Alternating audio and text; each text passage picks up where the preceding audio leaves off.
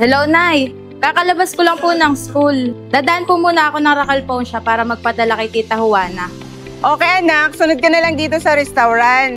Sige, Nay. Bye-bye na. Mamaya na lang. Bye-bye, ingat.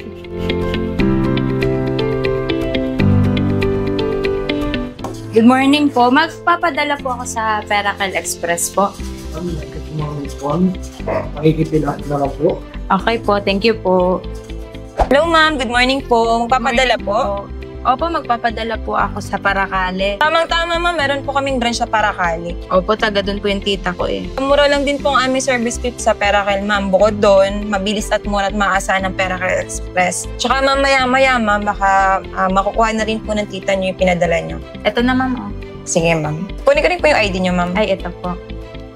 Sige ma'am, upo muna po kayo, pa-process ko. Ay, sige po. Wag na po. Kanina pa po ako nakaupo.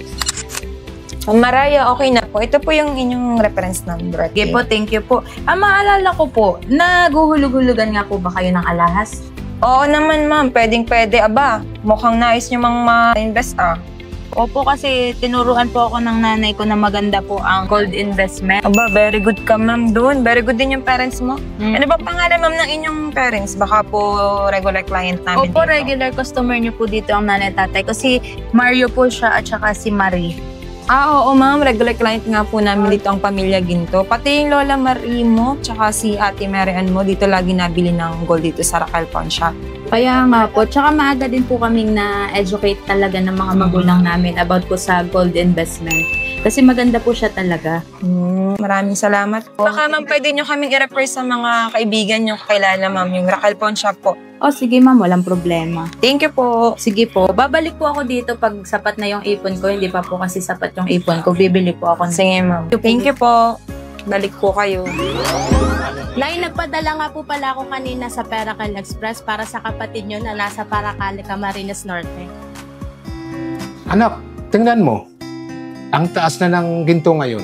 Oo nga tay, no? Nga pala, may ipon ako. Gusto ko sanang bumili ng alahas. Okay lang po ba? Oo naman nak, okay na okay sa amin ng tatay mo yun. Mabuti naman at kahit estudyante ka pa lang, naisipan mo mag-invest. Kapag nangailangan ka, pwede mo siyang isang sa Racal Pawn Shop. Sige po, Nay. Babalik po ako dun sa Racal Pawn Shop kapag sapat na yung ipon ko.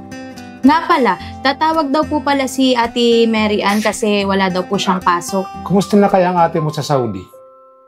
Okay lang kaya siya doon?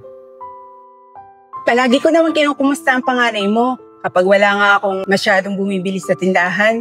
Oo, Tay. Ako rin. Lagi kong chinachat si ate kapag wala akong klase. Hello, ate! Hello anak! Kamusta na po kayo dyan? Okay naman kami dito, ate. Huwag ka mag-alala sa amin, ayos lang kami. Nga po pala, magpapadala po ako next month. Magpapasobra rin po sana ako ng pambili ng alahas. Itago nyo na lang po muna para habang andito po ako, nakakapag-invest pa rin po ako sa ginto. O sige anak, hayaan mo, ititingin kita ng alahas kapag nakadaan ako sa Racal Pawn Shop. Inay, salamat po. Sige po, kailangan ko na po kasi matulog. May pasok pa po ako bukas. Ingat po kayong lahat dyan. Okay, ate. Okay anak, ingat ka dyan palagi. Bye-bye. Bye-bye. Ingat ka dyan.